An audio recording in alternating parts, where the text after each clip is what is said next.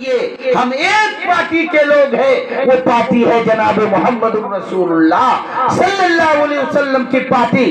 ان کا کلمہ کو پڑھتے ہیں، ایک ان کا پارٹ و حصہ ہے لا الہ الا اللہ، دوسرا پارٹ و حصہ ہے محمد رسول اللہ۔ ہم اس پارٹی کے لوگ ہیں،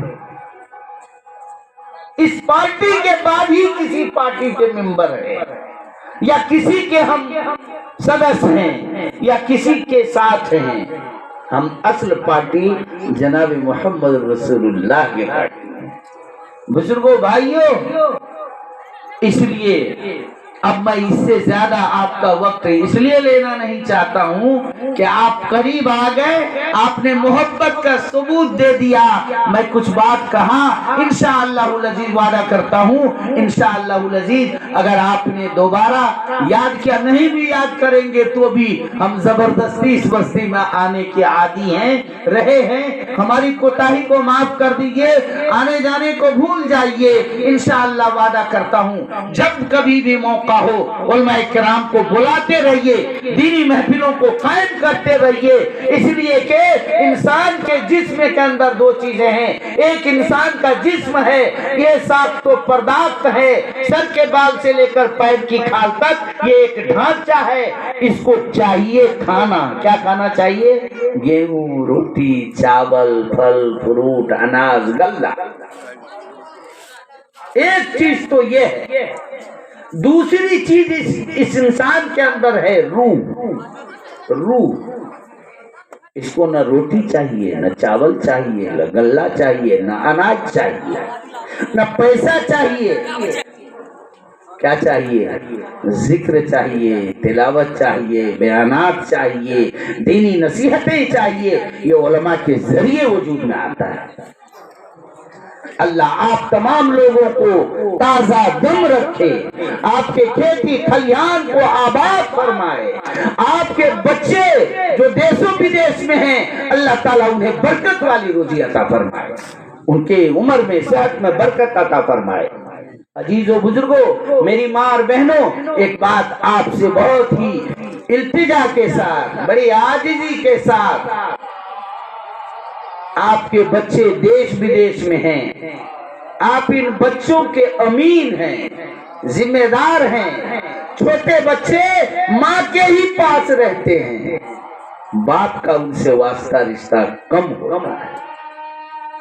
قربان جائیے آقا و مولا جناب محمد الرسول اللہ صلی اللہ علیہ وسلم کی ذات اقدس پر کہ آپ کا فرمان عالی ہے اطلب العلم فی المہد الی اللد، ماں کی گود سے تعلیم کا سلسلہ کو شروع کرنے کو کہا۔ میری ماں اور بہنوں، آپ اپنی گود میں ماں بچوں کو کھلاتی ہیں، بچوں کو دودھ پلاتی ہیں، اپنے سینے کے عرق کو ٹپکاتی ہیں، آپ ان بچوں کی تربیت کرتی ہیں، ان کے نشو و نما کرتی ہیں۔ میری ماں اور بہنوں، آپ سوچ لو، سیکھ لو، سمجھ لو کہ ہم جو بھی کام کریں گے سب سے پہلے بسم اللہ پڑھ کے کریں گے، دودھ پلائیں گے بسم اللہ پڑھ کے، کھانا کھلائیں گے بسم اللہ پڑھ کے۔ بچوں کھلاتے ہیں نا ماں بہنیں، ہے نا؟ بسم اللہ کو اپنا ایک ورد اور وظیفہ بنا لو۔ موقع نہیں ہے ورنہ اس کے اوپر ایک زبردست واقعہ ہے جسے سنانا چاہتا تھا، لیکن امام صاحب نے اتنا شاندار پروگرام کیا، اب یہ بیچارے خود پریشان ہو رہے تھے، میں دیکھ رہا تھا، چھٹپٹا رہے تھے، اس کو کروں کہ نہ کروں، اس کو سناؤں کہ نہ سناؤں، تڑپ رہے تھے یہ۔ بہرحال امام صاحب، آپ کی یہ محنت کارگر ہے، قابل مبارکباد ہیں، آپ بستی والوں سے آپ نے جو کچھ وصولا اس کا کئی گنا آپ نے عطا کیا۔ کیا بھائی یہ امام صاحب کو ساتھ دیتے رہیں گے نا؟ تھوڑا زور سے بولیے، ہم قبرستان میں نہیں بیٹھے ہیں جہاں خاموش طبیعت لوگ سوتے ہیں، ہم زندوں کی محفل میں ہیں، وہ بھی بشن پور تو ایک زندہ و جاوید بستی ہے نا۔ ہنس رہے ہیں لوگ، خوش ہو رہے ہیں، ماشاءاللہ مولانا بہت دین پر آئے۔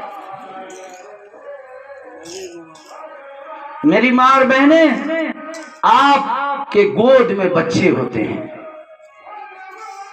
آپ ان بچوں کو بنائیں، سنواریں، تیار کریں، برش دیں، مسواک کرائیں، ناک منہ کو صاف کریں، اس کو بستہ دیں، کتاب دیں، تھیلا سکول کو دیں اور ان کو ٹہلا کر مکتب پہنچائیں، اچھا کھانا بنے، اسپیشل آئٹم بنے، امام صاحب کو ملحوظ خاطر رکھیں۔ اس لیے کہ اگر آپ نے یہ سلسلہ بنائے رکھا، امام کو اپنے دل میں رکھا، خدا کی قسم ان کی توجہ آپ کے بچوں کو اگر مل گئی تو یاد رکھیے آپ بھی کامیاب، آپ کے شوہر بھی کامیاب، آپ کے بچے بھی کامیاب۔ میں آپ کو ایک چھوٹا سا واقعہ سنا دیتا ہوں۔ میں جس وقت یسن القرآن پڑھ رہا تھا، ہم سے پہلے مولانا نے بڑی اچھی بات فرمایا کہ جو بھی لوگ دنیا میں چمکتے دھمکتے نظر آتے ہیں ان کے پیچھے ماں کی کاوشیں ہوتی ہیں، ماں کے تربیت کو بڑا عمل دخل ہوتا ہے۔ میں جس وقت یسن القرآن پڑھ رہا تھا تو میری ماں نے فوم کا جوتا آج نہیں پہنتے لوگ، پہنتے نہیں پہنتے، کم پہنتے ہیں۔ ہماری ماں نے مجھے ایک فوم کا جوتا خرید کے دیا اور میرے استاد کے لیے دیا۔ خدا کی قسم اس وقت میں نے نہیں سمجھا میری ماں نے مجھے فوم کا جوتا کیوں کر خرید کر دیا ہے، اور اس نے ہدایت کی کہ یہ جوتا لے جا کر کے تو اپنے استاد کو دینا۔ سیدھی سادی تھی میری ماں، بڑی اچھی خاتون تھی، اس نے مجھے جوتا تھمایا، لے جا کر کے دیا۔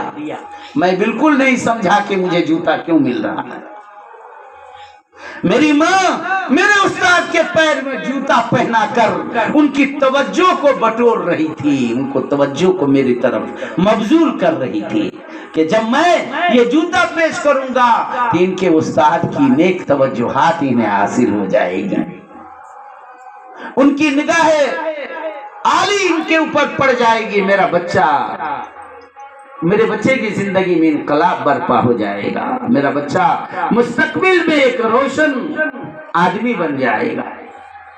میرے دوستوں، بزرگوں، میرے بھائیوں، یہ میں نصیب کسی کام کا نہیں ہوتا، یہ میری ماں کا توجہ کی برکت ہے، ان کی عالی سوچ کی برکت ہے کہ انہوں نے میرے استاد کو جوتے پہنا کر کے ان کی توجہ بٹور لی اور مجھے اللہ تعالیٰ نے ہدایت دے دی، مجھے تعلیم کے طرف لگا دیا۔ اللہ تعالیٰ جزائے خیر عطا فرمائے۔ میرے برادر بزرگوار امیر صاحب سب کچھ جانتے ہوں گے، منیر امیر الدین صاحب، میں گاؤں کے مکتب میں پڑھتا تھا، فارسی کی دوسری کتاب، مدرا راجپور کے ایک استاد تھے جو پڑھا رہے تھے۔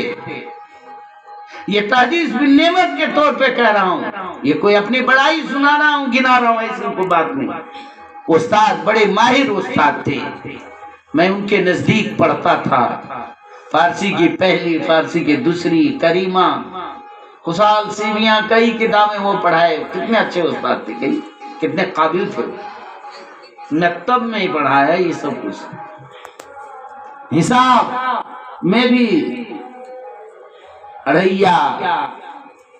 اڑھیا کٹھا دھور بگھا سب کچھ سکھایا۔ اس وقت میاں جی بیچارے یہ سب فن کے ماہر ہوتے تھے، بہرحال یہ سب کچھ مجھے سکھایا۔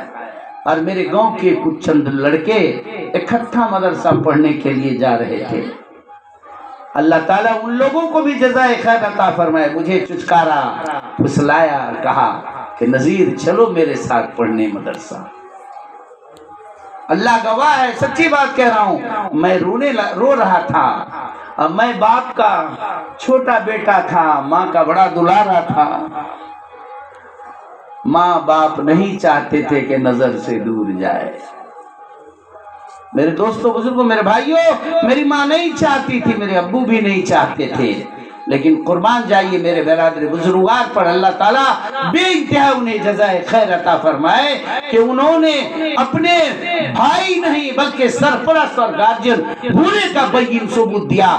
میں بار بار ان کو دعا اسی لیے دیتا ہوں کہ انہوں نے کہا کہ یہ کیوں روتا ہے، گھر سے باہر سے آئے دیکھا مجھے روتے ہوئے، کہا کیوں روتا ہے، کہا یہ پڑھنے جانا چاہتا ہے۔ ماں نے کہا یہ پڑھنے جانا چاہتا ہے۔ اللہ گواہ ہے انہوں نے فوراً میرے لیے ایک بکس کا انتظام کیا اور جو کچھ میسر کپڑا تھا وہ لیا اور اس کو لے کر کے مجھے یہی فتح پور ہو کر کے پیدل راستہ مجھے اکٹھا پہنچایا۔ میں چھوٹا تھا، پیدل سفر۔ بہرحال میرے بزرگوں، میرے بھائیوں، دنیا کی جون سی بھی آپ تعلیم دلانا چاہتے ہیں، مجھے کسی سے کوئی اعتراض نہیں ہے، سب کچھ دلائیں، لیکن دنیا کی ساری تعلیم ہینچ پھینچ ہے، وہ ساری تعلیم نوکرانی ہے دینی تعلیم کی۔ بغیر خدا کے پریچے، بغیر خدا کے تعارف، بغیر خدا کے انٹروڈکشن کے اور کوئی تعلیم ہے؟ بحیثیت مسلمان ہم سب کی ذمہ داری بنتی ہے کہ اپنے بچوں کو شروعات کریں تو بسم اللہ سے شروعات کریں، مکتب کی تعلیم دیں، بنیادی تعلیم دے کر ڈاکٹر بنائیں، انجینئر بنائیں، چاہے جتنا پڑھیں، کوئی روک نہیں ہے، لیکن مسلمان ہونے کی حیثیت سے اس مکتب کو آباد رکھیں۔ یہ آپ کا سرمایہ حیات ہے، آپ مر جائیں گے لیکن آپ کا یہ کام مرے گا نہیں، زندہ رہے گا، تر و تازہ رہے گا۔ اللہ تعالیٰ آپ تمام لوگوں کو قبول فرمائے، آمین، اور آپ کے جاگنے کو بھی، قربانی کو بھی قبول فرمائے۔ بھوکا انسان کو بیٹھا کر بات پلانا ہے نا، ہر وقت ہر جملے کے بعد آپ کے دل میں بات آ رہی ہوگی کہ اب ختم ہوگا۔ بڑے اچھے لوگ ہیں، انشاءاللہ وعدہ کرتا ہوں کبھی آ کے انشاءاللہ العزیز میں اور کچھ دینی باتیں آپ سے عرض کروں گا۔ اللہ تبارک و تعالی سے دعا ہے کہ اللہ رب العزت آپ تمام لوگوں کو اس مکتب کو سجانے اور اس کے اوپر جانی مالی قربانی لگانے کی توفیق عطا فرمائے۔ ایک بات آپ سے کہہ دوں، جب خاص کر ایک بات الگ کر کے پھٹا کے کہا جائے، ظاہر بات وہ بات کڑوی ہوگی، نہیں وہ بات کڑوی ہوگی، اور کڑوی جب ہو، ڈاکٹر کہتا ہے نا کہ کڑوی ہے دوا لیکن پیو گے تو ٹھیک ہو جاؤ گے، کہتا ہے نا، کیا بھائی دوا کڑوی ہوتی ہے؟ ڈاکٹر بتانے کے بعد مریض اس دوا کو پھینک دیتا ہے۔ یہ جو مسجد ہے نا طاہر بھائی، سچیب صاحب، میں دو آدمی کا نام اس لیے لے رہا ہوں کہ آپ دونوں دوست ہیں، یار گار ہیں۔ یہ مسجد کے اوپر تھوڑی سی نظر کرم کیجئے، توجہ دیجئے، یہ اللہ کا گھر ہے۔